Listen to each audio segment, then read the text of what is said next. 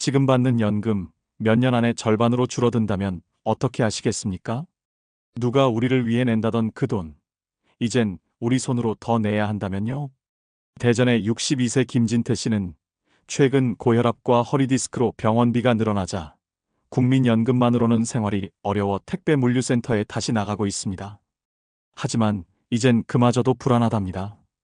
연금 개편안이 나오면 더 내고 덜 받을 가능성이 높다고 하거든요. 청년 세대는 분노합니다. 왜 우리만 세금을 더 내야 하죠? 왜 그분들이 혜택은 다 받고 우리는 고통만 떠안아야 하죠? 여러분, 혹시 이런 얘기 들으신 적 있나요? 지금 60대가 누리는 복지, 다음 세대는 감히 꿈도 못 꾼다. 어쩌면 우리도 모르게 혜택은 우리 세대가 받고 고통은 자식 세대가 감당하는 구조가 만들어지고 있는 건 아닐까요? 수많은 청년들이 정치에 등을 돌리고 있습니다. 이유는 단 하나. 기득권은 절대 변하지 않더라. 그렇다면 우리는 지금 정말로 괜찮은 걸까요? 아니면 누군가의 분노 위에 서 있는 걸까요? 본격적인 영상 시작 전에 구독과 좋아요는 영상 제작에 정말로 큰 힘이 됩니다. 또한 오늘의 영상을 평상시 가족처럼 깊게 생각하는 지인이 있다면 그분에게 꼭 공유해 주셔서 함께 행복한 인생을 보내시기를 바라겠습니다. 경북 안동에 사는 65세 강도식 씨는 2023년 여름 일하던 공장의 폐업으로 하루아침에 실직자가 되었다. 33년간 성실히 일하며 쌓아온 기술과 경험은 기계 자동화와 외주화 흐름 속에서 불필요한 경력으로 전락했고 사업주는 마지막 퇴직금 대신 밀린 임금을 겨우 정리해 주었다. 그렇게 받은 퇴직금 1,820만 원. 강 씨는 그 돈으로 밀린 공과금을 정리하고 마트에서 햇반과 라면을 몇 박스 사들인 게 전부였다. 그게 그의 노후 준비의 시작이자 끝이었다. 원래 살던 임대 아파트에서조차도 월세를 버티기 어려워진 그는 결국 고등학교 동창의 소개로 안동 외곽의 단칸방으로 옮겨야 했다. 낡은 주택의 방 하나를 17만 원에 얻었고 화장실은 마당 끝에 있는 공동변소를 써야 했다. 겨울에는 물이 얼어 손을 씻기조차 어려웠고 여름에는 바퀴벌레가 나와 잠을 설쳤다. 전기장판 하나로 버티던 겨울밤 몸이 저려 병원에 갔더니 허리디스크와 고관절염이 함께 진행 중이라는 진단을 받았다. 하지만 그 진단서를 손에 쥔 채 강 씨가 처음 떠올린 건 이걸로 활동 지원 신청이 될까라는 생각뿐이었다. 그의 월 소득은 국민연금 71만 원이 전부다. 그마저도 이젠 겨우겨우 통장에서 빠져나오는 가스비, 약가, 쌀값으로 거의 다 빠져나간다. 지난 겨울 난방비 폭등으로 도시가스 요금이 3배 가까이 오르자 그는 1월과 2월 2달 내내 보일러를 켜지 못했다. 물은 전기 주전자로 끓여 세수했고 컵라면에 물을 붓고 나면 전기세 걱정부터 앞섰다. 하루 일과는 오전 5시에 시작한다. 근처 마트 물류센터에 오전 상하차 단기 일자리를 신청해둔 그는 매일 새벽 출근자 명단에 자신의 이름이 있기를 기대하며 휴대폰을 확인한다. 이름이 없으면 그날은 버려진 종이박스를 모아 1kg 당 80원에 파는 일로 하루를 대신한다. 한겨울엔 손이 얼어 비닐을 찢기도 힘들고 여름엔 더위에 어지러움을 느껴 주저앉은 적도 한두 번이 아니다. 가장 서러운 순간은 몸이 아플 때 병원에 갈 수 없다는 것이다. 지난해 10월 고열로 쓰러져 응급실에 실려간 그는 폐렴 진단을 받고 3일 입원했지만 퇴원 당일 병원비 중 본인 부담금 38만 원을 당장 낼 수 없어 병원 복도에서 통장 이체 앱을 몇 번이고 열었다 닫았다 반복했다. 결국 딸에게 문자를 보냈다. 미나야, 아빠가 미안한데 30만 원만 보내줄 수 있을까? 그날 이후 딸은 연락을 끊었다. 강 씨는 딸을 탓하지 않는다. 서울에서 아이 셋 키우며 맞벌이하는 딸이 얼마나 팍팍하게 사는지 알기 때문이다. 그저 미안한 마음뿐이다. 며느리가 예전보다 연락을 자주 안 하는 것도 손주가 영상통화에서 예전처럼 반기지 않는 것도 다 자신의 처지가 불편해서일 거라고 생각한다. 그래서 강 씨는 2024년 설날에도 고향집 문을 열지 않았다. 명절 음식 대신 편의점 도시락으로 끼니를 때웠고 TV를 보며 종일 혼자 있었다. 강 씨가 세상과 마지막으로 연결되어 있다고 느끼는 시간은 매달 둘째 주 화요일 동사무소에서 열리는 독거노인 지원 설명회에 참석할 때다. 그곳에서 만나는 노인들 대부분이 다들 그런 거 아니겠어라며 웃지만 그 웃음 뒤엔 말 못할 상처들이 숨겨져 있다. 같은 방을 쓰는 이웃 김 씨는 지난달 치매 진단을 받고 요양병원에 입원했다. 기초생활수급을 신청했지만 1인 가구 기준 중위소득을 초과해 탈락한 탓이다. 강 씨는 그 모습을 보며 마음속으로 되뇌었다. 나는 어디까지 버틸 수 있을까?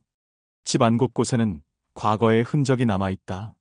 장롱 한켠에는 1995년에 회사에서 공로패와 함께 받았던 메달이 있고 서랍엔 아내가 떠나기 전 남긴 편지와 사진이 고이 접혀 있다. 그 사진 속엔 어린 딸을 안고 환하게 웃고 있는 자신이 있다. 지금 그 딸은 자신의 연락을 받지 않고 있다. 한때 가장으로서 책임을 다하고자 뛰었던 세월이 지금은 부담스러운 존재가 되어 돌아오고 있다는 사실이 그를 더 깊이 외롭게 만든다. 최근에는 뉴스에서 연금 개편 이야기가 또다시 나왔다. 더 오래 내야 하고 덜 받게 될 거라는 말. 강 씨는 조용히 TV를 끄고 창밖을 내다봤다. 창문 너머엔 나뭇가지 위로 앉은 까치 한 마리. 그는 자신도 그 새처럼 어느 가지에 오래 머물 수 없는 존재라는 생각이 들었다. 정 붙일 곳도 남길 돈도 돌아올 가족도 없다면 앞으로 무엇을 위해 버텨야 할까? 하루는 마트 앞에서 담배를 피우다 젊은 직원 둘이 주고받는 대화를 들었다. 요즘 진짜 노인들한테 세금 너무 많이 써. 난 우리 세대 노후는 기대도 안 해. 그 말이 귀에 박혔다. 강 씨는 아무 말 없이 자리에서 일어나 조용히 집으로 돌아왔다. 그날 밤 그는 처음으로 통장 잔고를 보며 중얼거렸다. 아무것도 남은 게 없는데 왜 이렇게 미안하지? 어떠신가요? 아직도 위의 사례가 본인과는 상관없다고 생각하시나요? 그렇다면 더욱 공감할 수 있는 사례 한 가지를 더 소개해드리겠습니다. 경기도 평택시 외곽의 한 낡은 고시원 방. 그 안에서 66세 남성 이남철 씨는 하루를 시작한다. 방 한가운데 전기 히터 하나, 구석엔 쌀 한 포대와 김치통이 놓여 있다. 아침이라고 해봐야 전날 남은 찬밥에 뜨거운 물을 부어 말아먹는 게 전부다. 그는 예전엔 식사라 부르던 행위를 요즘은 그저 칼로리 섭취라고 생각한다. 이 씨는 10년 전까지만 해도 잘 나가던 소규모 제조업체 사장이었다. 금속 가공을 전문으로 하던 업체에서 직원 12명을 두고 동네 은행에선 사장님 소리를 듣던 사람이었다. 하지만 코로나19 팬데믹으로 주문이 끊기고 이후 원자재 가격이 폭등하자 회사는 순식간에 부도가 났다. 공장 기계는 헐값에 넘어갔고 그는 직원들에게 마지막 월급을 주기 위해 본인 명의로 남아있던 차량과 보험을 해지했다. 집도 결국 경매로 넘어갔다. 이후 몇 년 동안 이 씨는 빚을 갚기 위해 가리지 않고 일했다. 새벽엔 빌딩 청소, 낮엔 퀵서비스, 밤엔 고물상 야간 정리까지. 하지만 고령의 몸은 버텨내지 못했다. 2022년 어깨에 회전근 파열로 수술을 받은 이후 무거운 짐을 들 수 없게 되었고 일용직 현장에서도 점차 그의 이름은 빠지기 시작했다. 지금 그가 할 수 있는 유일한 일은 새벽마다 마트 뒤편에서 쏟아져 나오는 빈 박스를 수거해 폐지 수집소에 넘기는 것이다. 하루 종일 뛰어도 손에 쥐는 건 6,000원 남짓이다. 가장 뼈아픈 일은 가족과의 단절이다. 아내는 사업이 망하자 심장병을 앓기 시작했고 결국 3년 전 세상을 떠났다. 장례식장에는 둘째 아들만이 조문했다. 큰아들은 연락조차 되지 않았다. 그 이후 둘째 아들과도 갈등이 깊어졌다. 퇴직금이자 유일한 노후 자금으로 남아있던 국민연금 일시불 1,200만 원을 아들에게 빌려주었다가 연락이 끊겼다. 그때부터 이 씨는 스스로를 사회적 유령이라 부른다. 살아있으나 아무도 찾지 않고 아무도 믿지 않기 때문이다. 고시원 방은 한 달에 22만 원. 여기에 전기세, 공용세, 라면과 김치값까지 합치면 매달 약 32만 원이 든다. 국민연금 수령액은 월 58만 원. 계산기를 두드려 보면 매달 20만 원가량이 남는다. 하지만 그마저도 병원비나 갑작스러운 비용으로 사라진다. 지난해 여름 무릎 연골이 찢어져 응급실에 간 이후 병원에서 요구한 진료비는 46만 원. 결국 신용카드 대출을 통해 처리했다. 지금 이 씨의 카드 연체액은 91만 원. 연체 이자만 매달 6만 원이 붙는다. 고독감은 끊임없이 밀려온다. 처음 고시원에 들어왔을 땐 같은 복도의 사람들과 라면이라도 나눠 먹었지만 요즘은 다들 더 바빠졌다.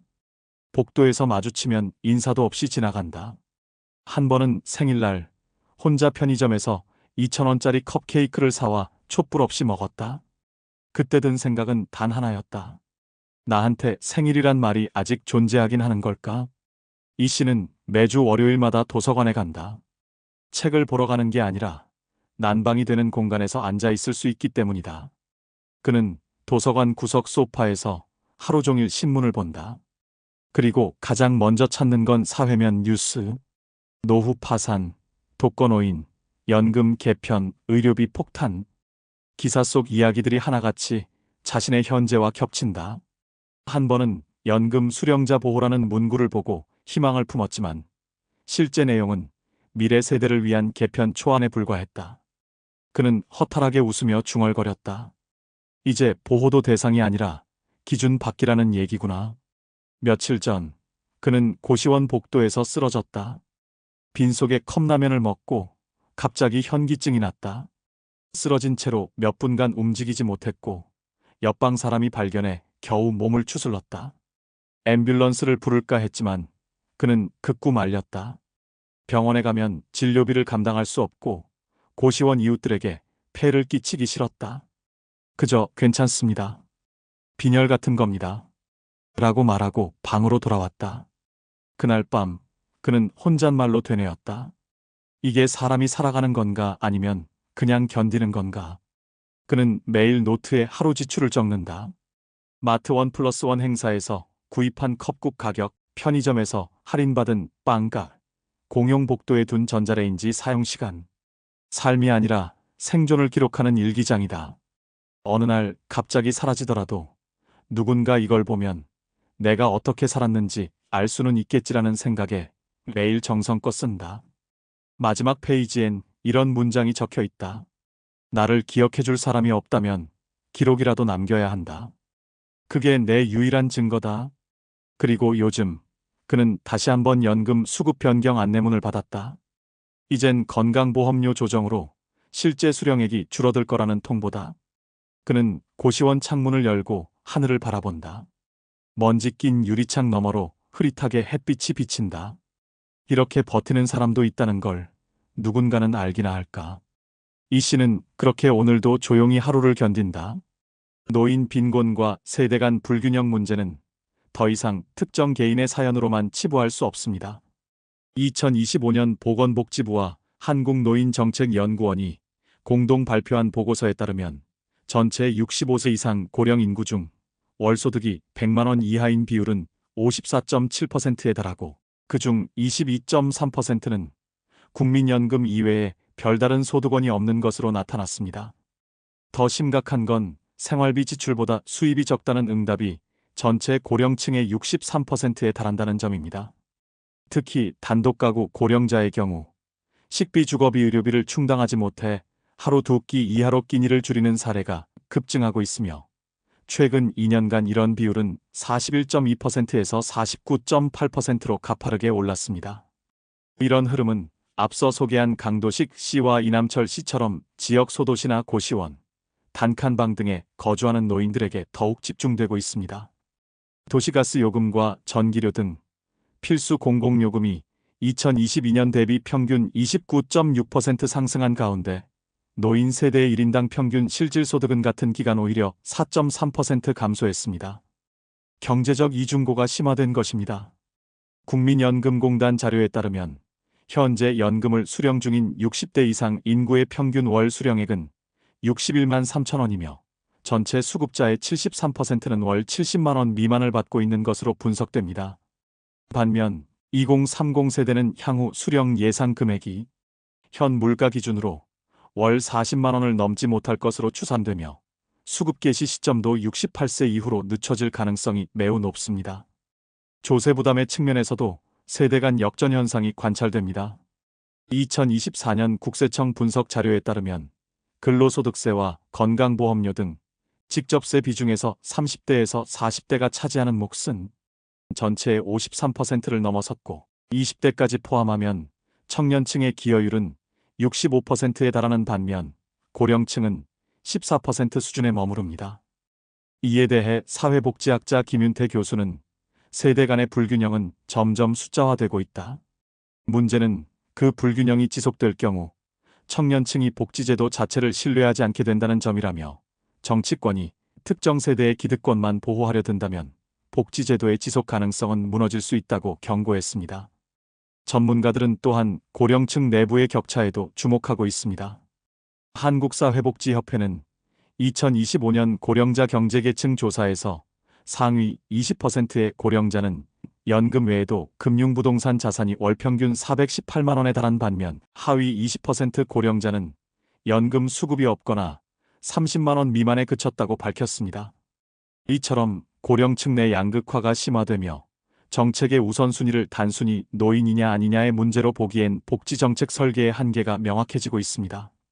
세대 간, 세대 내 격차가 동시에 벌어지고 있는 지금 복지와 조세 정책의 균형에 대한 사회적 논의가 절실하다는 경고음이 커지고 있습니다. 그렇다면 이런 위기의 노후를 극복하려면 우리는 어떤 선택을 해야 할까요? 전문가들은 먼저 세대 내 자산 재조정의 필요성을 강조합니다.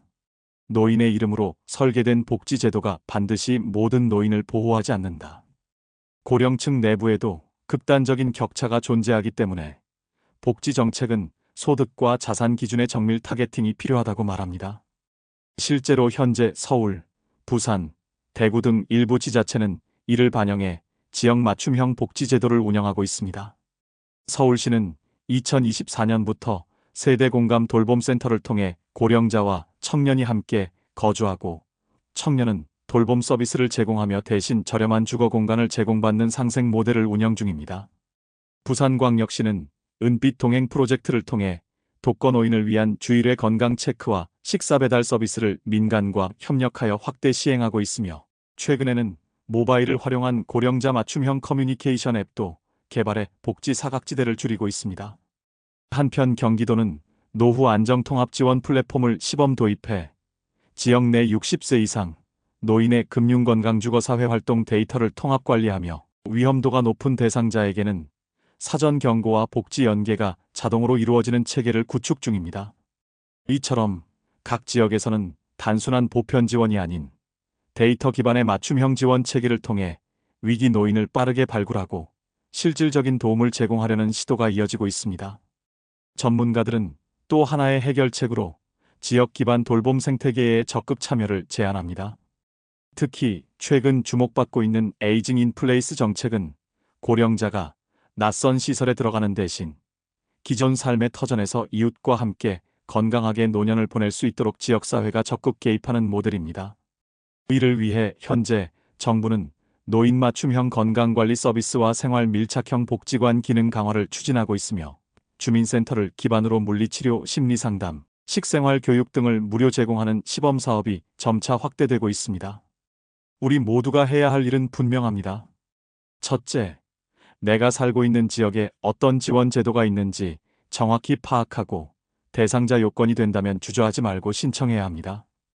둘째, 단독으로 해결하기 어려운 부분은 지역사회 복지센터나 통합돌봄 매니저에게 도움을 요청하고 주변의 위기 노인을 위한 정보도 함께 공유해야 합니다. 셋째, 자녀와의 대화에서 금전적인 갈등보다는 삶의 안전망이라는 관점에서 정보를 나누고 세대 간의 이해를 넓히는 시도를 지속해야 합니다. 무엇보다 중요한 건 스스로 나는 아직 괜찮다고 여기며 무관심하게 지나치지 않는 태도입니다.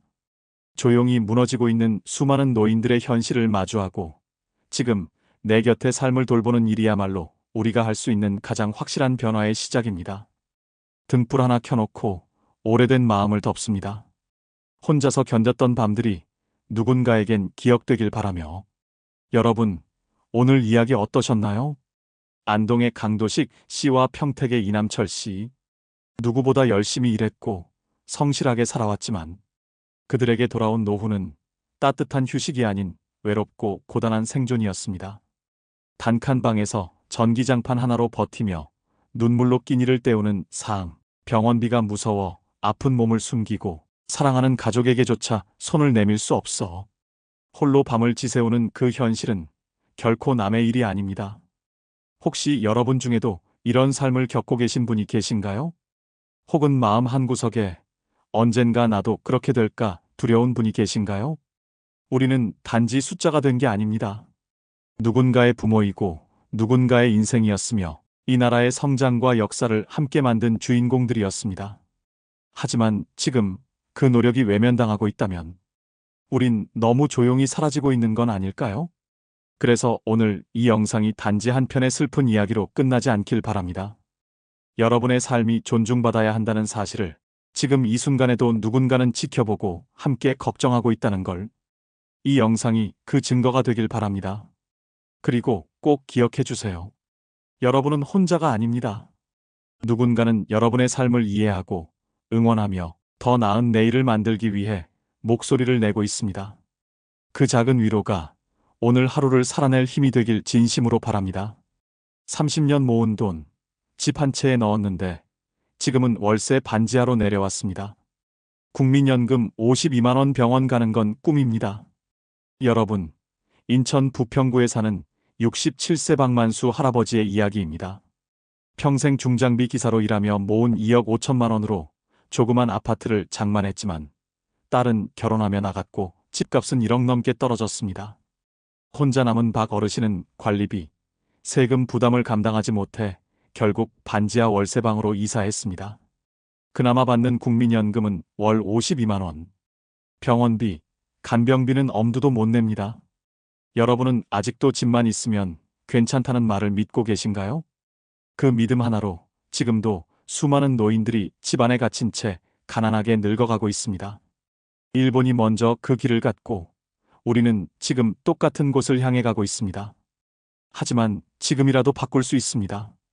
오늘 이 영상에서는 노후를 파산으로 끌고 가는 진짜 이유와 돈보다 더 강력한 노후 준비법에 대해 말씀드립니다. 이미 수많은 이들이 이 방법으로 노후를 지켰습니다. 지금 시작하세요. 늦기 전에요. 본격적인 영상 시작 전에 구독과 좋아요는 영상 제작에 정말로 큰 힘이 됩니다. 또한 오늘의 영상을 평상시 가족처럼 깊게 생각하는 지인이 있다면 그분에게 꼭 공유해 주셔서 함께 행복한 인생을 보내시기를 바라겠습니다. 2025년 3월 대구 북구에서 혼자 지내고 있는 68세 정인규 씨는 자신이 하우스푸어라는 사실을 뼈저리게 실감하고 있다. 30년 전 젊은 시절부터 오로지 내 집 마련 하나만을 목표로 살아왔다.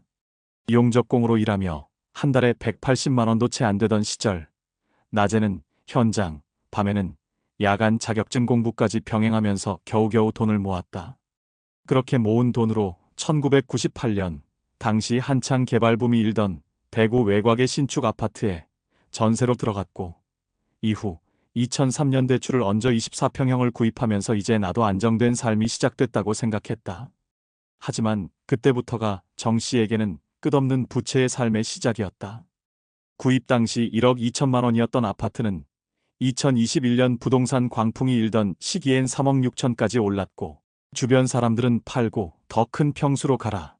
지금 갈아타야 돈 번다는 말에 떠밀려 다시 한번 대출을 얹어 34평으로 이사했다. 그때 정 씨의 나이는 이미 64세. 정년퇴직은 3년 전에 했고 재취업도 쉽지 않은 나이였지만 주변의 말이 머릿속을 떠나지 않았다. 집만 있으면 늙어서도 문제없다. 자식에게 줄 재산은 집 하나면 된다. 이 말만 믿고 그는 퇴직금을 포함해 가지고 있던 전 재산을 모두 털었다. 그리고 금융기관에서 대출 1억 원을 추가로 받아 입주했다. 그러나 기대와는 달리 상황은 급속도로 나빠졌다. 2023년부터 시작된 금리 인상은 그에게 매달 78만 원에 달하는 이자를 안겼고 정 씨는 그 돈을 내기 위해 경비 일자리를 알아봤다. 하지만 60대 후반의 몸으로 새벽부터 출근해 밤까지 서 있어야 하는 업무는 견디기 어려웠다. 결국 3개월 만에 일을 관두었고 그때부터 카드론과 대부업체의 문을 두드리게 됐다. 연체는 연체를 불렀고 결국 2024년 말부터는 금융권 대출도 불가능한 상태가 됐다. 문제는 여기서 끝이 아니었다. 그가 모든 희망을 걸었던 그 집마저도 급격한 가격 하락을 맞이했다. 2025년 1월 현재 그 아파트의 시세는 2억 2천만 원 선까지 내려간 상황이다. 불과 2년 사이에 1억 4천이 사라진 것이다. 아파트 단지 내에는 비어있는 세대도 속출했고, 최근 입주민 커뮤니티에서는 단지 전체가 경매로 넘어가는 거 아니냐는 소문까지 돌고 있다. 주변에선 거래조차 이루어지지 않고 실거래가는 공식 시세보다 2천만 원 이상 낮게 형성되어 있다. 이제 정 씨에게 남은 선택지는 많지 않다. 매달 연금으로 들어오는 돈은 58만 원, 국민기초생활보장제도 신청은 집이 있다는 이유로 기각되었다. 전기세, 가스비, 관리비만 해도 한 달에 30만 원이 넘는다. 엘리베이터 점검비, 공용 전기요금, 난방비 분담금 등 고정 지출만도 벅찬 상황에서 병원은 꿈도 꿀 수 없다. 작년 11월 심한 어지럼증으로 쓰러졌을 때도 그는 119 대신 찜질방에서 만난 지인을 호출해 간신히 응급실에 갈 수 있었다. 진단명은 고혈압과 허혈성 심장질환. 정기적으로 약을 먹어야 한다고 했지만 2만 3천 원짜리 약값이 아까워 처방조차 받지 못했다. 정 씨는 딸 하나를 두고 있다. 40대 초반으로 서울에 거주 중이지만 2년 전 이혼 후 혼자 아이를 키우며 살아가고 있어 경제적 도움은 기대하기 어렵다. 정 씨는 딸에게 짐이 되고 싶지 않아 지금의 사정을 말하지 않았다. 그러나 최근 딸이 전세보증금 문제로 연락을 해왔고, 혹시 아빠 집 전세로 돌리면 우리 조금 여유 생기지 않을까? 라고 물어왔다. 그 말이 그의 마음을 무너뜨렸다. 이 집이 없으면 난 어디서 살지? 라는 생각과 함께 그가 쥐고 있던 유일한 노후 자산이 이제는 가족 간 부담으로 번져버렸음을 실감했다. 현재 그는 월세로 반지하로 이사하는 것을 고려 중이다. 문제는 대출이 남아있어 집을 팔아도 손에 쥘 돈이 거의 없다는 것이다. 전세로 돌리자니 현재 시장에서 전세를 찾는 사람조차 드물고 보증금을 낮추면 이자조차 감당하지 못한다. 결국 집이 있어도 살 수 없는 노후라는 현실 앞에 정 씨는 며칠 전 지역 자활센터를 찾았다. 고령 근로자 대상의 배송 보조 일자리를 신청하기 위해서였다. 1시간 이상 대기 후 겨우 상담을 받았지만 65세 이상에게는 일주일 3회 하루 4시간 이하 근무만 가능하다는 제한 조건이 있었다. 그마저도 경쟁률이 높아 기다리라는 말만 들었다. 밤이면 정 씨는 아파트 베란다에 앉아 창밖을 멍하니 바라본다. 자신이 은퇴한 게 아니라 퇴출당했다는 사실, 그리고 그 대가가 이토록 잔인할 줄은 몰랐다. 은퇴 후 5년 가진 건 집 하나뿐이었고 그조차 더 이상 자신을 지켜주지 못하고 있다는 냉정한 현실 속에서 그는 내일의 식비와 관리비를 계산하는 것으로 하루를 마감한다. 이웃집 어르신 중 한 명은 이미 집을 팔고 요양원으로 들어갔다. 그 어르신의 아들은 전화 한 통 없이 서류만 보내왔다고 했다. 정 씨는 조용히 중얼거린다. 내일은 어디로 가야 하지? 어떠신가요? 아직도 위의 사례가 본인과는 절대 상관없다고 생각하시나요? 그렇다면 더욱 공감할 수 있는 사례 한 가지를 더 소개해드리겠습니다. 2025년 2월 충남 천안의 한 반지하 주택에서 혼자 살고 있는 70세 노윤식 씨는 이른 새벽 습기 찬 바닥에 무릎을 꿇고 손톱만한 쪽지를 들여다보고 있었다. 9월 전기료 미납 5만 7,320원. 2월까지 미납 시 강제 단전 예정. 이 쪽지는 그가 하루에도 몇 번씩 들여다보는 물건 중 하나다. 이와 나란히 놓인 메모지에는 정육점에서 살 수 있는 삼겹살 200g 가격과 지역병원 정형외과 외래 진료비가 적혀 있다. 삼겹살은 6,800원, 진료비는 12,500원. 그리고 그의 월 소득은 국민연금 49만 2천 원이 전부다. 노 씨는 1955년생이다. 20대 초반부터 공사장 일용직으로 시작해 1990년대 후반까지 타일 시공기사로 일했다. 그가 한창 일하던 시기 경기도 구리시에 있는 낡은 단독주택을 전세로 얻었고 1998년 IMF 직후 경매로 나온 반지하 단독주택을 3,200만 원에 매입했다. 남들보다 늦었지만 내 집이 생긴 날 세상 무서울 게 없었다. 그가 당시 친구들에게 했던 말이다. 하지만 그 집은 시간이 흐를수록 노후화되고 주변 개발이 지연되면서 집값은 오르지 않았다. 오히려 도시가 팽창하면서 대규모 아파트 단지가 들어서고 재개발 가능성이 낮은 구시가지에 남은 집들은 팔리지도 고치지도 못하는 애물단지가 되었다. 노 씨가 살던 집도 마찬가지였다. 지하의 습기가 심해지며 곰팡이가 벽을 덮었고 하수구 역류로 몇 번이고 방바닥을 들었다 붙였다 해야 했다. 수리를 위해 쓴 돈만 1,500만 원이 넘는다. 그 돈은 모두 카드론과 생활자금 대출로 충당됐다. 노 씨는 2013년 타일 작업 도중 발목뼈가 부러지는 사고를 당했다. 몇 달간 일을 하지 못한 사이 수입은 끊겼고 의료비를 감당하지 못해 결국 수술 대신 깁스로 버텼다. 그 뒤로는 계단을 오르내리는 것도 버겁게 되었고 자연스럽게 일은 끊겼다.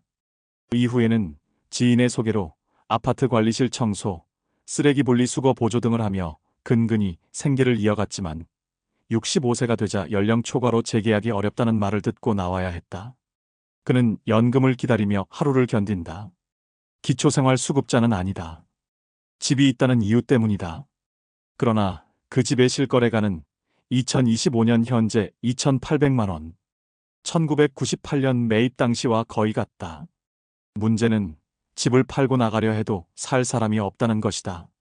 재개발 예정 구역에도 포함되지 않고 고지대라 겨울이면 수도가 어느 지역? 겨우 연락이 된 한공인 중개사는 말했다. 여긴 지금 월세 5만 원도 안 나와요, 어르신. 팔 생각은 접으셔야 돼요. 병원은 1년에 한 번 가는 게 전부다. 관절 통증이 너무 심한 날에는 동네 약국에서 파스 2장을 사붙인다.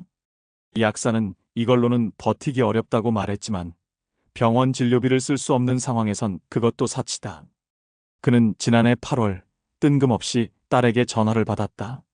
44세인 딸은 경기도 평택에서 작은 네일숍을 운영 중이었다. 남편과는 3년 전 이혼했고 고등학생 아들과 둘이 살고 있었다. 딸은 울먹이며 아들 대학 등록금이 너무 부족하다며 도움을 요청했다. 노 씨는 아빠도 힘들다고 말하고 전화를 끊었지만 그날 밤부터 그는 내가 딸을 버린 건 아닐까 하는 죄책감에 시달리고 있다.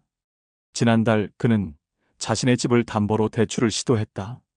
그러나 연체 이력과 낮은 부동산 평가로 1천만 원도 나오지 않는다는 답을 들었다. 그마저도 집 상태가 매우 불량해 담보 가치가 없다는 평가였다. 이제 남은 건 반지하 방 하나와 곰팡이, 그리고 숨막히는 겨울 공기뿐이다. 난방비는 감당할 수 없어 난로도 켜지 못하고 전기장판을 낮에 잠깐 켰다가 끈다. 동네 마트에선 소형 김치만 골라 담는다. 하루는 폐지를 줍는 어르신 옆을 지나가다 여긴 내 자리가 아닌가 하는 생각이 들어 고개를 떨궜다고 한다. 노 씨는 최근 자신이 가입한 보험사에 전화를 걸었다. 변액연금 상품이 있었다. 그러나 2008년 글로벌 금융위기 직후 가입한 이 상품은 2025년 현재 해지하면 원금의 60%만 돌려준다는 말을 들었다. 그는 그대로 전화를 끊었다. 며칠 전 마을 커뮤니티 센터에서 연금 상담사를 초청한 강연이 있었다. 노 씨도 참석했다. 상담사는 평생 현역으로 살아야 합니다라고 말하며 간병 일자리와 자원봉사 겸 수당 지급 프로그램을 소개했다. 노 씨는 강연이 끝나고 조용히 상담 테이블로 향했다. 상담사는 기초생활 수급자가 아니면 참여가 제한됩니다라고 말하며 그에게 신청서를 내주지 않았다. 밤이 되면 노 씨는 한 장 남은 도시가스 고지서를 바라본다. 그는 혼잣말처럼 말했다. 집도, 돈도, 사람도 다 나를 버리는 것 같아. 그리고 창문 밖을 바라본다. 그 창 너머엔 그의 인생 대부분을 바친 도시의 불빛이 반짝이고 있었다. 하지만 이제 그 불빛은 그에게 아무 따뜻함도 전해주지 않는다. 실제로 통계를 보면 정인규 씨나 노윤식 씨와 같은 고령층의 현실은 결코 특별한 일이 아닙니다. 2024년 기준 통계청이 발표한 자료에 따르면 우리나라 65세 이상 고령자 중 자산의 대부분이 부동산에 집중된 비율은 무려 82.1%에 달했습니다. 그러나 같은 기간 부동산 거래량은 전년 대비 46.7% 감소했으며 수도권 외곽 아파트 실거래가는 평균 22.3% 하락한 것으로 나타났습니다. 문제는 이런 집값 하락이 단순한 일시적 조정이 아닌 구조적 문제라는 데 있습니다. 한국개발연구원 KDI은 최근 보고서에서 가구수 감소와 고령화가 맞물리며 주택 수요는 이미 정점을 찍었다고 경고했고, 국토연구원은 2040년까지 수도권을 제외한 대부분 지역에서 주택 초과 공급 문제가 심각해질 것이라고 분석했습니다. 주택은 있지만 팔 수 없는 하우스 푸어, 집을 담보로 삼을 수도 전세로 돌릴 수도 없는 고립된 자산이 되어버린 겁니다. 이런 상황에서 고령층의 부채 문제는 더 심각합니다. 한국은행이 발표한 2024년 고령층 가계부채 보고서에 따르면 60대 이상 가구의 평균 부채는 9,230만 원으로 50대보다 오히려 많았습니다. 연금 소득이 100만 원 이하인 가구가 전체 고령 가구의 68%에 달하는 현실에서 대출 상환은커녕 기본적인 생활도 어려운 노인이 많다는 걸 보여주는 지표입니다. 국민연금공단에 따르면 2025년 현재 국민연금 월 수령액이 60만 원 이하인 고령자는 전체 수급자의 77%에 이르며 100만 원 이상 받는 수급자는 전체의 5%에 불과합니다. 이런 열악한 노후 소득 구조에도 불구하고 고령자의 절반 이상은 국민기초생활보장제도의 보호를 받지 못하고 있습니다. 자산이 집 한 채라는 이유 때문입니다. 서울연구원이 최근 발표한 자료에서는 2025년 현재 서울 거주 65세 이상 1인 가구의 34%가 실질적 빈곤 상태에 있음에도 공적 지원에서 배제되고 있다는 충격적인 내용도 나왔습니다. 전문가들은 입을 모읍니다. 노후 소득이 충분하지 않으면서도 부동산 자산으로 분류된 집 한 채 때문에 복지 사각지대에 빠지는 고령층이 갈수록 늘고 있다며 재산 평가 방식의 조정과 고령층 자산 구조에 대한 재정비가 필요하다고 강조했습니다.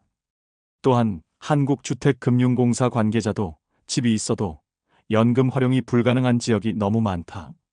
2023년 기준 주택연금 신청 거절률은 17.6%에 달하며 이는 대부분 주택 가치가 기준 미달이거나 담보 조건을 충족하지 못해서 발생한다고 지적했습니다. 결국 부동산이 자산이 아닌 징벌이 되는 구조, 연금은 턱없이 부족하고 복지에서 배제되는 현실, 여기에 고립과 질병까지 겹치는 고령층의 현재는 단순한 불운이 아니라 대한민국 노후 시스템의 구조적 문제로 드러나고 있습니다. 지금 이 순간에도 정 씨와 노 씨처럼 집이 있음에도 가난한 수많은 노인들이 어둡고 습한 방에서 하루를 버티고 있으며 이들의 고통은 어느새 우리의 미래가 되어 다가오고 있는지도 모릅니다.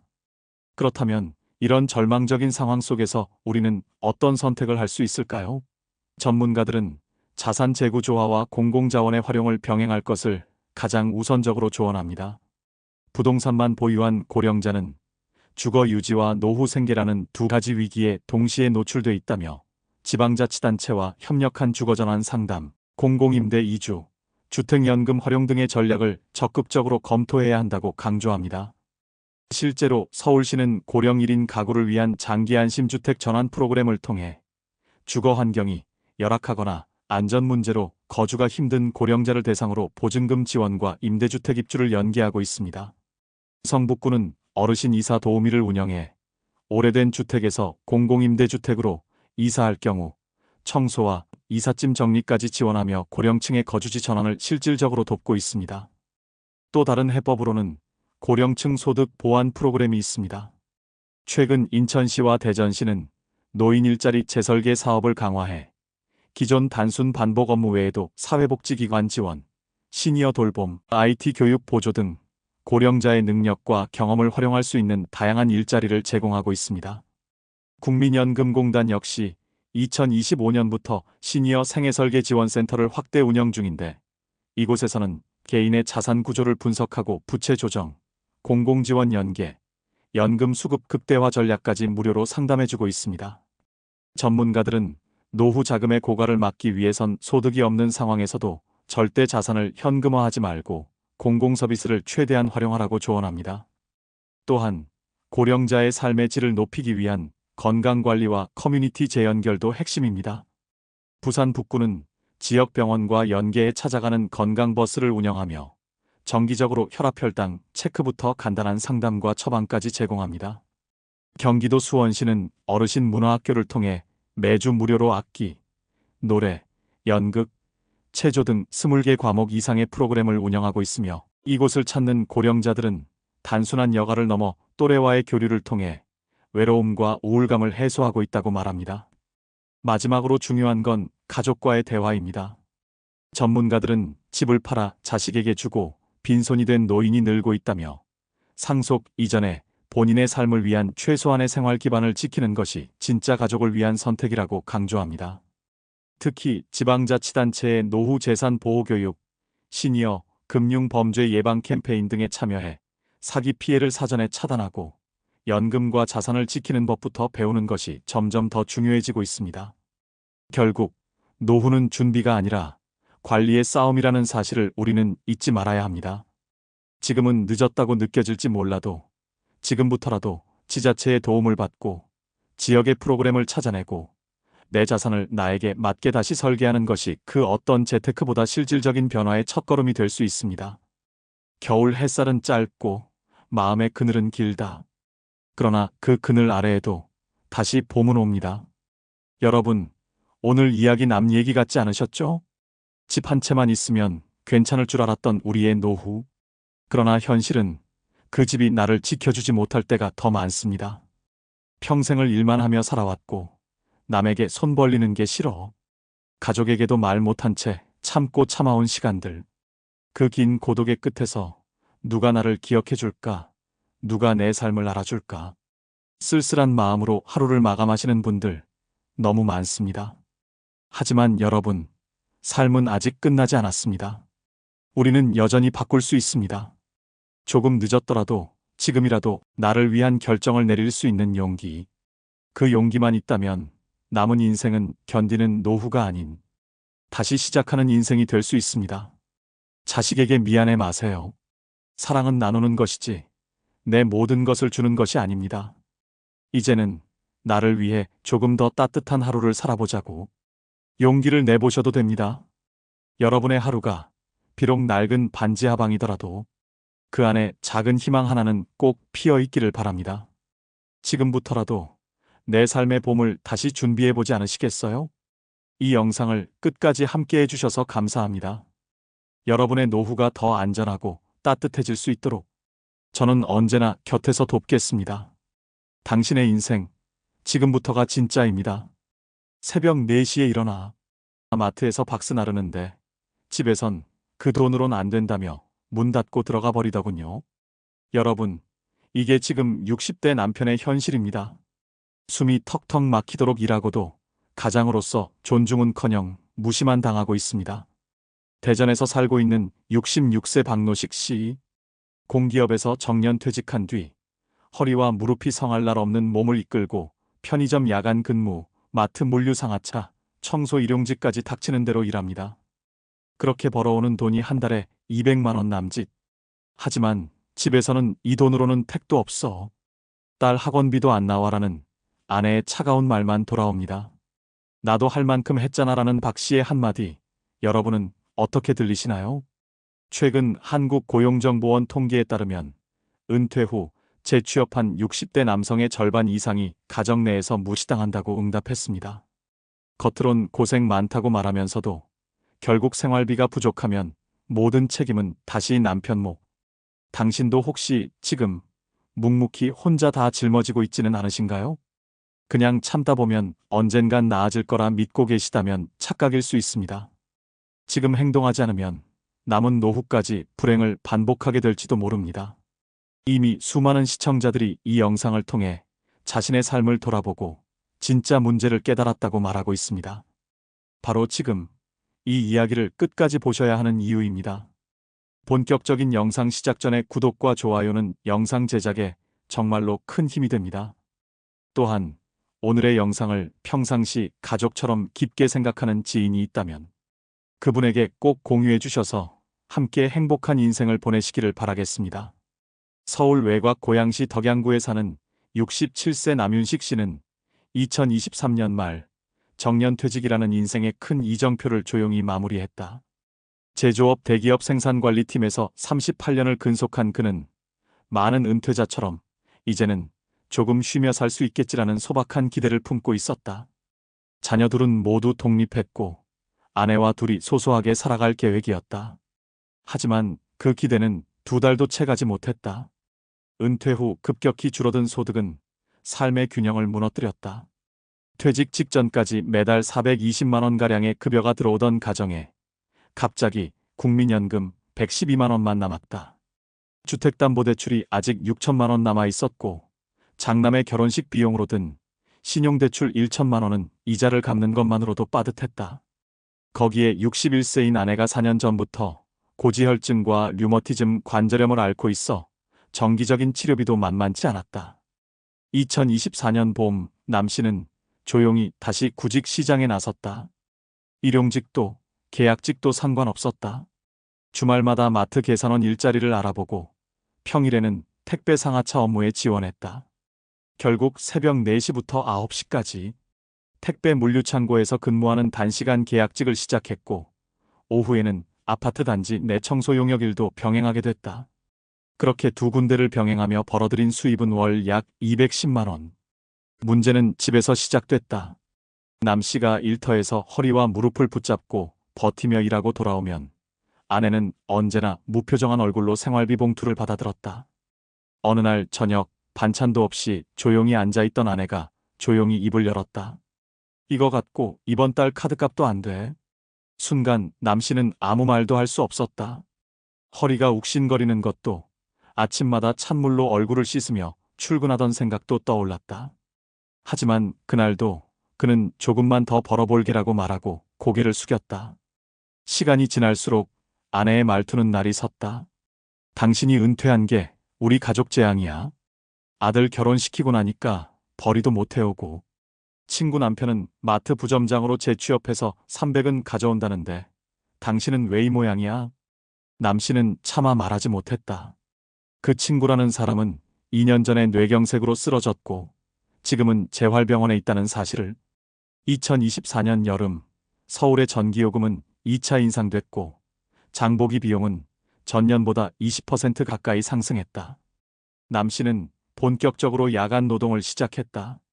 밤 10시부터 새벽 3시까지 편의점에서 근무한 뒤 한숨 자고 오전 6시에는 아파트 단지 청소에 나갔다.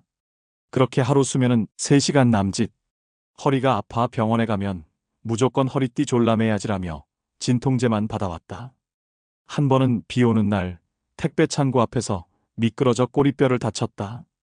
응급실에서 엑스레이를 찍고 깁스를 한 채 집에 들어왔더니 아내는 무표정하게 물었다. 그러면 이번 달 돈은 어떻게 해? 남 씨는 말없이 안방 문을 닫고 혼자 이불을 뒤집어 썼다. 가장 충격적이었던 건 아내가 남몰래 김장을 하지 않기로 결정한 해였다. 평소 김장철이면 친척들과 함께 김치를 나눴던 그들 집엔 그해 겨울 김치 한 포기 없이 지나갔다. 이유는 단 하나였다. 이젠 남의 눈치 보며 나눠줄 처지가 아니야. 자녀들도 소극적이었다. 아들은 외벌이로 2아이를 키우며 매달 적자에 허덕였고 딸은 취업 후 지방으로 내려가 결혼을 앞두고 있었다.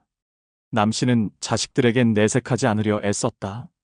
그래도 명절마다 봉투에 몇만 원이라도 넣어줄 때면 자신이 아직 아버지라는 자격을 가진 것 같았다. 2025년 초 남 씨는 드디어 한계를 느꼈다. 혈압이 170까지 치솟고 손이 떨려 컵을 놓치는 날이 많아졌다. 어느 날은 택배 창고에서 쓰러져 구급차를 탔다. 병원에서 의사가 말했다. 과로와 스트레스입니다. 이대로는 심장에도 무리가 옵니다. 그날 밤 남 씨는 아내에게 다시는 일하지 않겠다고 선언했다. 하지만 돌아온 말은 그럼 이 집은 어떻게 유지해? 죽을 힘을 다해서라도 벌어야지. 이후 남 씨는 단 3일 만에 다시 물류창고로 돌아갔다. 그에게 선택지는 없었다. 그는 말한다. 나는 이제 집에서 사람 대접을 받지 못하는 남자입니다. 돈이 없으면 나도 없는 사람이 되는 세상 같아요. 어떠신가요? 아직도 위의 사례가 본인과는 상관없다고 생각하시나요? 그렇다면 더욱 공감할 수 있는 사례 한 가지를 더 소개해드리겠습니다.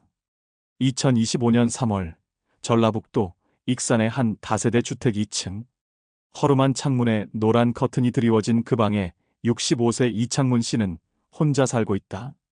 오전 5시 알람이 울리기도 전에 잠에서 깬 그는 전기포트에 물을 올리고 묵은 인스턴트 커피를 반 봉지 덜어 타 마신다. 그가 하루를 여는 방식은 지난 8년간 한 번도 바뀌지 않았다. 이창문 씨는 원래 화물차 기사였다. 서울에서 27년, 익산에서 13년, 총 40년 가까이 도로 위의 삶을 살았다. 그러나 60세가 되던 해 허리디스크와 무릎 관절염으로 더는 장시간 운전이 불가능하다는 진단을 받았다. 당시에도 그는 고민 없이 운전대를 놨다. 그해 큰아들이 결혼을 앞두고 있었고 작은 아들은 장기 취업 준비 중이었다. 그는 퇴직금을 모두 털어 1억 3천만 원을 두 아들에게 나눠줬다. 나는 돈 욕심 없다. 자식들이 잘 되면 그게 제일 큰 효도지. 하지만 그의 선택은 오래 지나지 않아 후회로 바뀌었다. 큰아들은 결혼 2년 만에 이혼을 했다. 아이도 없었고 이혼 후엔 연락도 끊겼다. 작은 아들은 사업을 하겠다며 4천만 원을 빌려간 뒤 1년 만에 폐업을 선언했다. 그 후 그가 전화를 하면 아들은 늘 다음에 연락드릴게요라는 말만 남겼다. 지금은 전화번호조차 바뀌어 연락이 되지 않는다. 가족이 떠나간 후 남 씨는 홀로 남겨졌다. 아내와는 58세 때 협의 이혼을 했다. 사실혼 관계처럼 지내던 사이였지만 자식 문제로 잦은 다툼 끝에 헤어졌다. 위자료도 재산 분할도 없이 말 그대로 각자의 길로 갔다. 은퇴 후 이 씨는 근처 폐지 수거장과 중고가전 수리점을 전전했다. 하루 9시간 넘게 무거운 물건을 나르며도 받는 돈은 7,000원짜리 도시락 한 끼 겨우 해결할 수 있을 만큼이었다. 64세가 되던 해 국민연금이 개시되었다. 매달 58만 원. 그는 그 돈으로 월세 17만 원짜리 방을 구하고 반찬 가게에서 남은 음식들을 사 먹으며 하루를 버틴다. 가장 큰 변화는 건강이었다. 오른쪽 무릎에 연골이 거의 닳아 제대로 걷는 것조차 어려워졌다. 병원에서는 수술을 권했지만 비용은 약 180만 원. 그는 입을 다물었다. 무릎 하나 고치자고 그 돈 쓰면 한 달은 굶어야 해요. 하지만 더 큰 고통은 몸이 아니라 마음에서 왔다. 한겨울 그가 폐지를 줍다 미끄러져 손목이 부러졌을 때 도와주는 사람은 아무도 없었다. 3시간 동안 길거리에서 버티다 구급차를 타고 병원에 실려갔다. 응급실에서 멍든 얼굴로 앉아있던 그를 보고 간호사가 물었다. 보호자분은요? 그는 말없이 고개를 저었다. 그 이후로 그는 세상과 점점 멀어졌다. 사람들과 대화하는 시간이 하루 10분도 되지 않는다. 편의점 알바생이 건네는 영수증 필요하세요? 가 그의 하루 중 유일한 대화일 때도 있다. 가끔은 옆방에서 들리는 젊은 부부의 TV 소리에 귀를 기울인다. 예능 프로그램에서 사람들이 웃고 박수치고 서로 안아주는 소리. 그는 그 소리를 들으며 웃어본다. 물론 혼잣말처럼. 올해 초 동네 복지관에서 독거노인 생활 상담을 한다는 안내문이 붙었다. 그는 한참을 망설이다 복지관 문을 열었고 그날 처음으로 당신은 혼자가 아닙니다라는 말을 들었다. 상담 선생님이 노인 일자리 사업을 소개해 주었다. 지금은 매주 2번 동네 전단지를 붙이는 일을 한다. 한 달 수입은 약 24만 원. 그는 그 돈으로 가끔 삼겹살을 사 먹는다. 3줄짜리 소포장이라도 혼자 먹는 고기는 오래 기억에 남는다. 어느 날 저녁 밥을 먹다 말고 눈물이 쏟아졌다. 이유를 묻는 사람은 없었다. 벽에 걸린 오래된 가족사진 속 아내와 아들 둘은 여전히 웃고 있었다. 그는 지금도 매달 2번 종교단체에서 주는 반찬 봉투를 받으며 살아간다.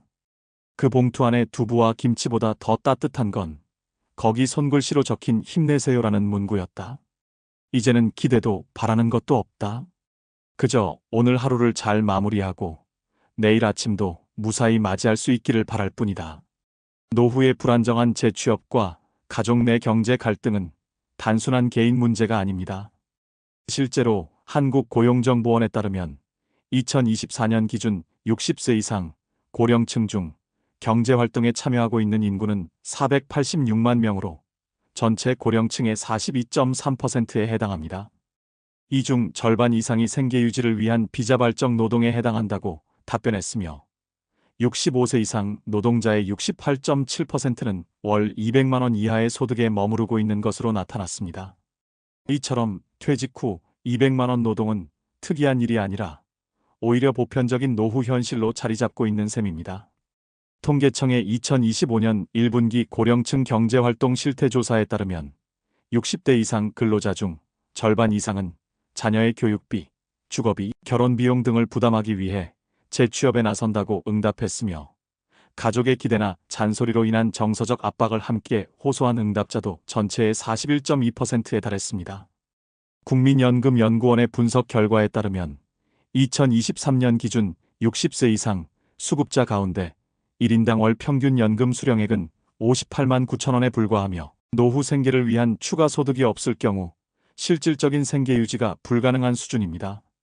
한국노년사회학회는 최근 보고서에서 가정 내 노년 노동이 자발성과 보람이 아닌 지속적인 경제적 착취와 정서적 무시에 기반하는 경우가 늘고 있다며 노년의 노동이 가족에게서도 존중받지 못하는 사회 구조는 중장기적으로 고령자 우울증과 자살률을 높일 수 있다고 경고했습니다. 특히 은퇴 후 재취업자 중 가족 구성원이 수입을 과소평가하거나 지출에 대한 압박을 가한다는 응답은 2022년 대비 1.8배 증가한 것으로 나타났으며 이들은 반복되는 갈등과 존중 부족으로 인한 사회적 고립을 동시에 경험하는 경향이 뚜렷했습니다. 노인 가구 내 경제적 책임 구조가 오히려 고령자에게 쏠리는 현상은 아시아권 국가에서 특히 강하게 나타난다며 한국 사회는 자녀 교육과 결혼 비용, 심지어 손주 양육까지 고령자가 부담하는 3세대 경제 돌봄 구조가 일반화된 만큼 은퇴자라고 해서 가계의 부담에서 자유롭지 않다고 분석합니다. 실제로 최근 발표된 2025 고령층 삶의 질 실태조사에 따르면 응답자 중 57.4%는 가족 안에서 내가 여전히 경제적 책임자라고 답했으며 이들 중 절반 이상이 감정적으로 고립감을 느낀다고 응답했습니다. 이는 단순히 돈의 문제가 아닌 존중받지 못하는 고령 노동이라는 사회적 문제로 이어지고 있으며 전문가들은 이러한 구조 속에서 노후의 삶의 질이 심각하게 침해받고 있다고 지적하고 있습니다. 그렇다면 이런 문제를 겪고 있는 우리 주변의 부모님들, 그리고 은퇴를 앞둔 우리 자신은 어떤 대안을 가지고 노후를 준비하고 가정 내 역할을 건강하게 회복해 나갈 수 있을까요? 먼저, 전문가들은 고령층의 노동 참여가 불가피한 사회 구조 속에서 더 중요한 것은 그들이 존중받는 노동을 할 수 있는 환경을 만드는 것이라고 말합니다. 특히 서울대 사회복지연구소는 노년기 노동 존엄성 회복을 위한 지역사회 개입 전략 보고서에서 지역 밀착형 공공일자리와 감정지지 기반 프로그램의 확충을 가장 시급한 과제로 제시했습니다. 실제로 2025년 현재 서울시는 어르신 행복일자리 사업을 통해 만 65세 이상 고령자를 대상으로 월 30시간에서 60시간 이내 근무 조건의 공공형 일자리를 제공하고 있으며 이들은 관공서 문서 분류, 학교 도우미, 공원 환경 지킴이 등 신체적 부담이 적은 업무를 수행하고 있습니다. 경기 고양시는 시니어 재능 나눔단을 운영하여 과거의 경력을 살려 재능을 지역사회와 연결해주는 구조를 만들고 있으며 참여자는 활동비와 교통비 등을 지원받고 있습니다. 부산시는 2024년부터 혼자 사는 어르신 생활돌봄단을 신설해 독거노인의 정서적 고립을 막는 동시에 새로운 일자리 창출에도 기여하고 있습니다. 이처럼 전국 곳곳에서는 노인 일자리를 단순히 생계유지 수단이 아닌 삶의 가치 회복 수단으로 바라보며 제도적 노력을 확대하고 있습니다. 또한 전문가들은 가족 안에서의 감정적 갈등을 줄이기 위한 심리 교육과 가족 상담 프로그램의 확대도 함께 필요하다고 강조합니다. 서울복지재단에서는 노인 마이너스 자녀 세대 간 갈등 완화 프로그램을 정기적으로 운영하며 갈등 요인을 사전 진단하고 정서적 피로를 가족 구성원 모두가 인식할 수 있도록 돕고 있습니다. 이와 더불어 고령자의 경제적 자립을 돕는 시니어 재무설계 컨설팅도 서울, 광주, 대전 등 주요 지자체의 복지관이나 시니어 센터에서 무료로 제공되고 있어 은퇴자들이 노후 재정 흐름을 점검하고 불필요한 지출을 줄이는 데 실질적 도움을 주고 있습니다. 중앙정부 차원에서는 보건복지부와 고용노동부가 공동으로 추진 중인 고령자 고용 촉진 패키지를 통해 중소기업의 고령 인력을 채용할 경우 6월 최대 40만 원까지 인건비를 보조하고 있어 민간 일자리에서도 고령자 채용을 장려하고 있는 상황입니다. 다시 말해, 이제는 나이 때문에 위축되고 체념할 것이 아니라 자신의 상황에 맞는 공공제도와 지역 서비스를 적극적으로 찾아 나서는 것이 중요합니다. 그리고 가족 구성원들 역시 당신이 있어서 든든하다는 말 한마디, 오늘은 내가 도울게라는 행동 하나로 함께 살아가는 가정의 분위기를 바꿔나갈 수 있습니다. 결국 지금 우리가 할 수 있는 가장 현실적인 해법은 제도를 활용하고 서로를 이해하고 그리고 노후의 고립이 아닌 노후의 회복을 함께 만들어가는 길을 선택하는 것입니다. 오늘도 말없이 버틴 하루가 누군가에겐 마지막 자존심이었습니다. 사람들은 말합니다. 나이 들면 쉬어야 한다고. 하지만 우리 현실은 나이 들어도 계속 일해야 하는 사람들로 가득합니다. 누군가는 새벽에 박스를 나르고, 누군가는 마트 복도 한켠에서 청소도구를 잡고, 누군가는 점심값 아껴가며 하루 한 끼를 견딥니다. 그런데도 집에서는 고작 이 돈이야? 라는 말이 돌아오고 쓸모없다는 눈빛을 받습니다. 여러분, 혹시 이런 순간을 겪어보셨나요? 무릎이 아파도 참고, 심장이 뛰어도 참고, 그저 가족에게 짐이 되지 않기 위해 하루하루를 버텨낸 시간. 그 시간 속에서 단 한 번이라도 고생 많았어요 라는 말을 들었다면 지금 마음이 이렇게 허무하진 않았을 겁니다. 이 영상을 보는 당신, 혹시 지금도 그런 하루를 보내고 계신가요? 그렇다면 먼저 스스로에게 말해주세요. 충분히 잘 살아왔다고. 여기까지 온 것만으로도 대단한 인생이었다고. 그리고 주변 사람들에게도 말해주세요. 나는 아직 살아있는 사람이다라고. 지금 우리의 노후가 완벽하진 않더라도, 지금 우리의 하루가 외롭고 가난할지라도 당신은 여전히 누군가에겐 세상에 비치고 가족이라는 이름 앞에 가장 오래 버텨준 사람입니다. 이 세상에 그렇게 위대한 사람은 많지 않지만 하루하루 가족을 위해 버텨온 당신은 분명 그 중 하나입니다. 여러분, 이 영상을 보고 계시다면 지금 한 번만이라도 당신 곁에 어르신께 따뜻한 말을 건네보세요. 그리고 당신 자신에게도요. 오늘도 잘 살아줘서 고맙다고. 우리의 노후는 제도가 바꾸는 것이 아닙니다. 당신을 알아주는 사람 하나, 그리고 당신이 스스로를 포기하지 않는 용기 하나, 그 두 가지가 당신의 인생을 마지막까지 지켜줄 진짜 힘입니다. 처음엔 300만 원이었어요. 2달 만에 통장에 남은 건 73원이었죠. 여러분, 만약 이런 일이 내일이 된다면 어떻게 하시겠습니까? 부산에 사는 67세 이만수 씨는 지인이 소개해준 해외 채권 투자 모임에 참여했다가 30년간 모은 노후자금 1억 원을 순식간에 잃었습니다. 원금은 무조건 보장된다. 한 달에 수익이 5%씩 나온다는 말에 혹해서 시작했는데 배당이 몇 번 들어오고 나선 연락조차 끊긴 겁니다. 요즘 이렇게 좋은 일도 하고 수익도 나요라는 말로 접근하는 다단계형 금융 사기, 급격히 늘고 있다는 거 알고 계셨나요? 이미 지난 5년간 이런 수법으로 전 재산을 잃은 60대 이상 피해자 수는 5배 이상 증가했습니다. 혹시 요즘 주변에서 이런 투자 이야기 들리고 있진 않으신가요? 지금 이 영상을 보지 않으면 당신의 통장도 비워질 수 있습니다. 본격적인 영상 시작 전에 구독과 좋아요는 영상 제작에 정말로 큰 힘이 됩니다. 또한 오늘의 영상을 평상시 가족처럼 깊게 생각하는 지인이 있다면 그분에게 꼭 공유해 주셔서 함께 행복한 인생을 보내시기를 바라겠습니다. 2025년 2월 충북 제천에 사는 68세 남성 정한철 씨는 고요한 아침처럼 평범한 하루를 보내고 있었습니다. 아내와 함께 사는 전셋집, 국민연금으로 매달 64만 원이 들어오고 노인 일자리로 버스 정류장 환경미화 활동을 하며 월 25만 원 정도의 부수입을 벌던 그에게 큰 욕심은 없었습니다.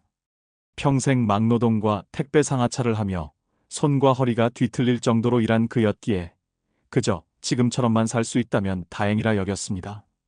그런 정 씨에게 변화가 찾아온 건 지난해 12월이었습니다. 교회 지인의 소개로 사회적 기업형 투자 모임을 알게 된 것이었습니다. 처음엔 거절했지만 지인이 이건 그냥 돈 버는 일이 아니라 좋은 일도 함께하는 봉사활동이라며 요즘 노인들에게 가장 필요한 게 경제적 자립 아니냐는 말에 흔들렸습니다. 실제로 모임 설명회에 참석해보니 60대, 70대 어르신들이 빼곡히 앉아 있었고 발표자는 정장을 입은 40대 남성이었습니다. 화면에는 영국 본사, 서울 본부, AI 자동 투자 시스템 같은 단어가 떠올랐고 첫 투자자에게는 특별 수익률을 적용한다는 말에 박수까지 터졌습니다. 정 씨는 그 자리에서 300만 원을 넣었습니다. 아내에겐 연말 특별 보너스 통장이라고 둘러댔습니다. 그리고 2주 후 통장에 정확히 52만 원이 입금됐습니다. 그것도 배당금이라는 이름으로. 예상치 못한 수익에 놀란 정 씨는 곧바로 500만 원을 추가로 입금했고 한 달 후 또다시 84만 원이 들어왔습니다. 그렇게 그는 이건 진짜구나라는 생각에 깊이 빠져들었습니다. 그 다음은 빨랐습니다. 아내 몰래 적금 통장을 깼고 10년 전 해약하지 않고 남겨두었던 교육보험도 환급받아 투자했습니다. 총액은 1,100만 원. 설명회에선 금액이 클수록 이자율이 올라간다며 한 달에 6.8% 수익률을 제시했고 단체 복지기부금 처리로 세금도 절감된다는 말에 정 씨는 두 눈이 번쩍 뜨였습니다. 그는 남몰래 중고차를 팔아 800만 원을 만들었고 한철아, 한 번은 크게 살아봐야지라는 생각으로 결국 총 3,200만 원을 입금했습니다. 문제는 그 다음 날부터 시작됐습니다. 평소 3일에 한 번씩 오던 관리자의 전화가 끊겼고 앱 접속이 되지 않았습니다. 처음엔 서버 오류라고 믿었지만 2주가 지나도록 어떤 연락도 없자 가슴이 쿵 내려앉았습니다.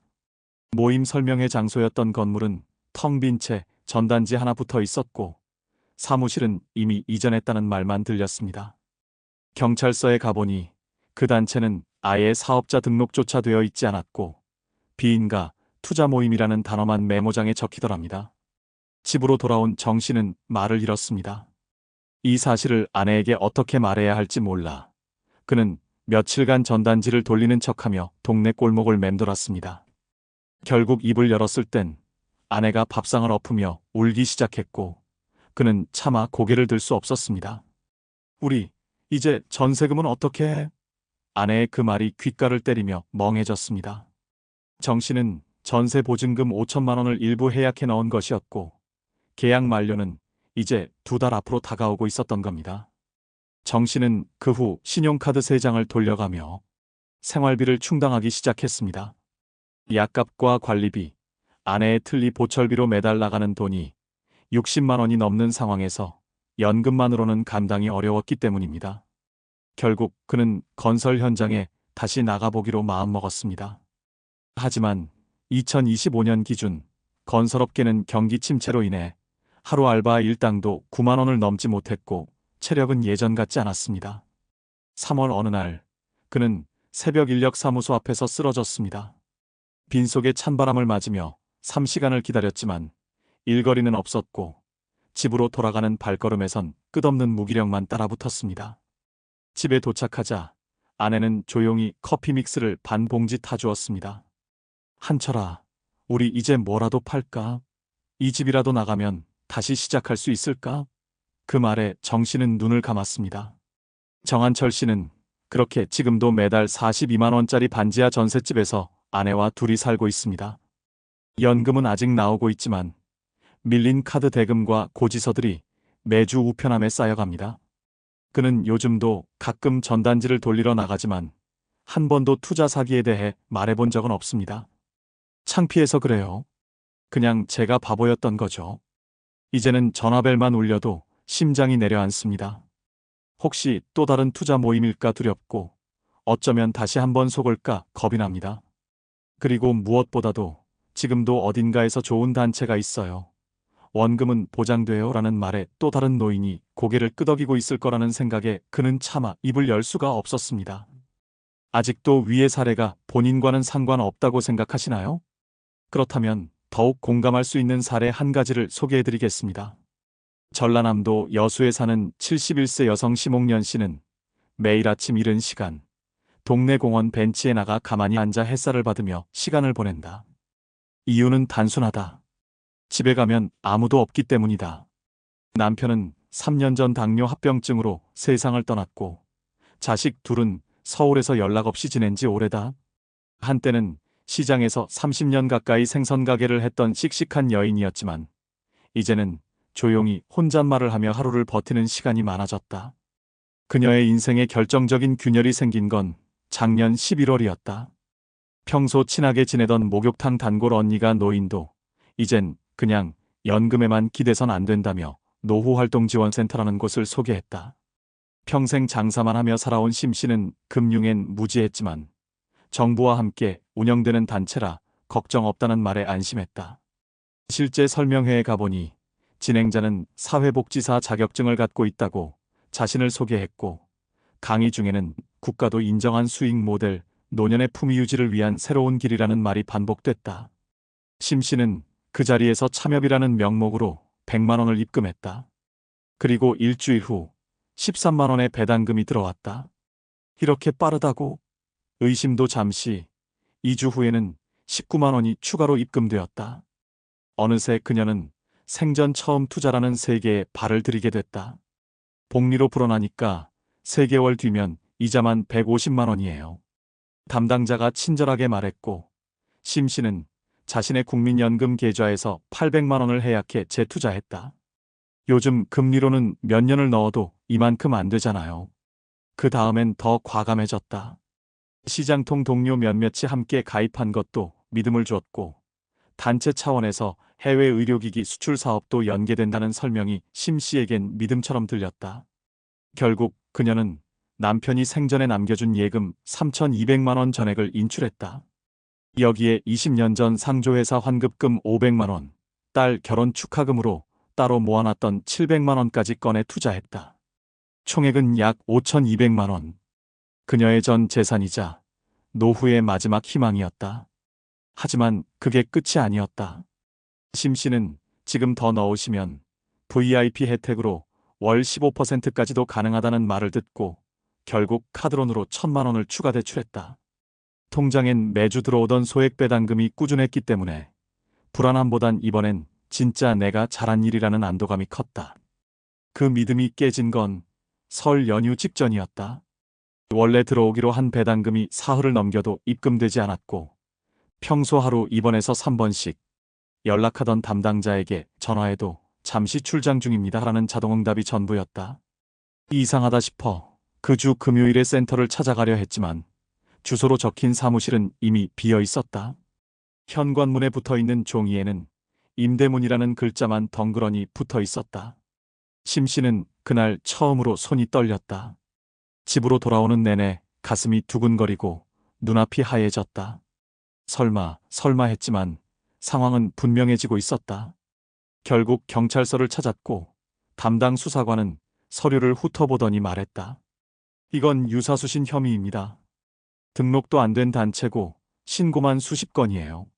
그날 이후 심 씨는 집 밖을 나가는 일이 줄었다. 자식들에게는 아직 말하지 못했다. 아니, 말할 용기가 없다. 남편이 남겨준 유산은 사라졌고 앞으로 남은 건 매달 64만 원짜리 국민연금뿐이다. 하지만 그마저도 연체된 대출이자를 갚고 나면 손에 남는 건 10만 원 남짓. 요즘엔 전기세를 2달씩 밀려내는 일이 다반사고 자주 가던 마트도 발길을 끊었다. 이틀에 한 번씩 먹던 혈압약도 이제는 4일에 한 번으로 줄였다. 약통을 바라보며 버티자 옥년아. 조금만 더 버티면 봄은 온다는 말을 혼잣말처럼 내뱉는다. 그녀는 요즘 시장통에서 마주치던 이웃들의 얼굴을 피한다. 누가 자신이 그렇게 당한 걸 알게 될까 두렵다. 나는 바보야. 눈이 멀었어. 71년 동안 그렇게 장사했는데 결국 이런 식으로 무너지네. 그녀가 그렇게 말하며 눈을 감았을 때 방 한 구석에는 아직 개봉하지 않은 투자 안내 책자와 VIP 등급 축하라는 문자 캡처가 붙어 있었다. 그녀는 지금도 그 종이를 찢지 못했다. 마음 한켠에선 아직도 누군가 전화해 다시 정산이 시작됩니다라는 말을 해줄 것 같아서다. 하지만 그 전화는 오지 않았고 매달 오는 건 채권 추심 문자뿐이다. 다음 달까지 미납 시 자택 방문 예정이라는 메시지를 볼 때마다 그녀는 다시 이불 속으로 숨는다. 심옥년 씨는 오늘도 공원 벤치에 앉아 있다.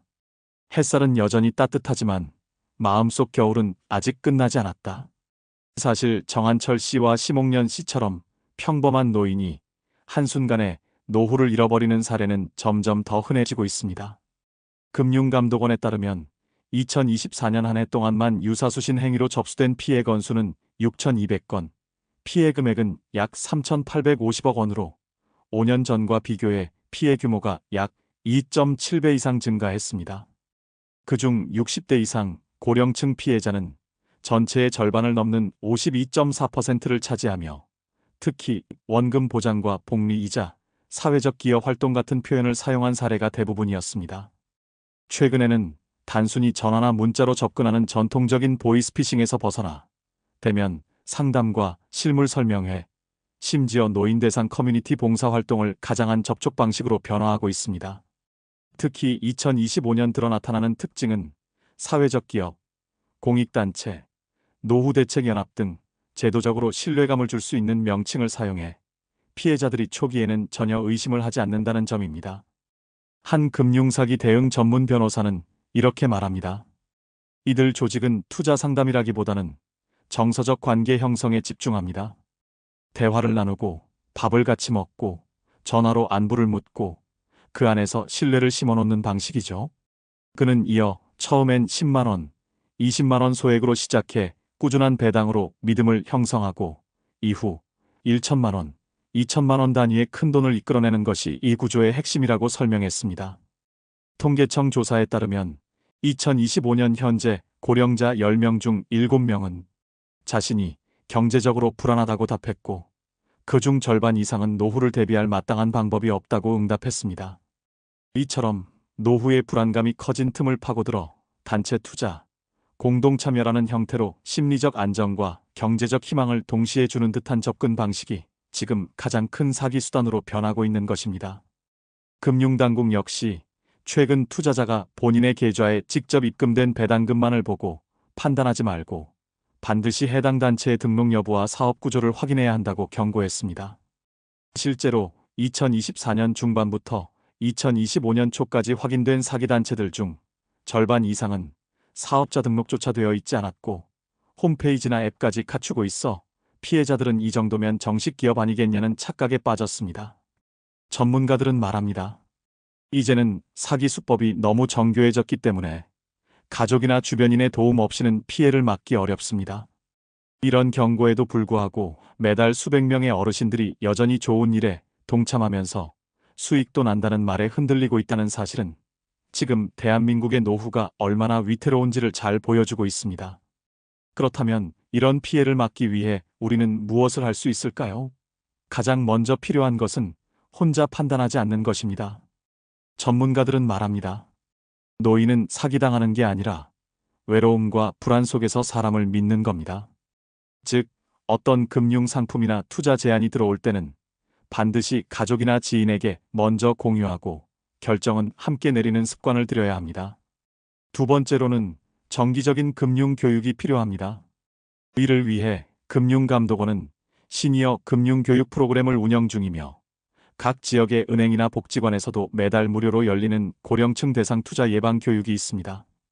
예를 들어 서울시 노인복지센터에서는 찾아가는 금융 상담을 통해 어르신 댁에 직접 방문해 투자 위험 여부를 분석해주며 경기도에서는 어르신 금융지킴이 제도를 도입해 지역 내 금융 전문가들이 정기적으로 노인 대상 사기 사례를 공유하고 대응 방법을 알려줍니다. 또 부산시는 디지털 금융 사기 예방반을 조직해 시니어 대상 온라인 금융 사기 예방법을 강의하고 있으며 대전시는 동네 복지관과 연계해 1:1 금융 멘토링 서비스를 운영 중입니다. 이런 제도들은 전국 어디서든 주민센터나 노인복지관을 통해 신청할 수 있으며 수수료는 무료입니다. 세 번째로는 우리 스스로 의심하고 검증하는 습관을 갖는 것입니다. 원금 보장, 복리 수익, 사회적 기업이라는 말이 반복될수록 오히려 더 주의해야 하며 사업자 등록 여부는 국세청 홈택스나 금융감독원 파인FIN이 시스템에서 누구나 확인할 수 있습니다. 실제로 2024년 기준으로 사기단체의 68%는 등록되지 않은 사업체였으며 이름만 그럴듯한 경우가 대부분이었습니다. 전문가들은 말합니다. 믿을 수 있는 기관은 굳이 찾아와서 투자하라고 하지 않습니다. 먼저 접근해 오는 투자, 설명에 참석을 권유받는 투자, 식사와 선물을 주는 투자라면 반드시 한 걸음 물러서서 생각해야 합니다.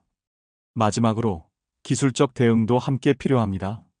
최근 경찰청은 고령자 대상 금융사기를 막기 위해 스마트 안심 서비스를 제공하고 있으며 휴대폰에 특정 어플을 설치하면 의심 전화나 문자를 차단할 수 있습니다. 또한 전국 117센터나 불법 금융신고센터에 전화 한 통이면 바로 상담을 받을 수 있고 실제 피해 발생 전이라면 자산을 보전할 수 있는 가능성도 높아집니다. 이런 시스템을 적극 활용하는 것도 이제는 필수입니다. 지금 필요한 건 거창한 금융 지식이 아니라 작은 경계심과 주변의 도움입니다. 혼자 판단하지 않고 가족과 공유하며 제도적 지원을 활용하는 것만으로도 수천만 원의 손실을 막을 수 있습니다.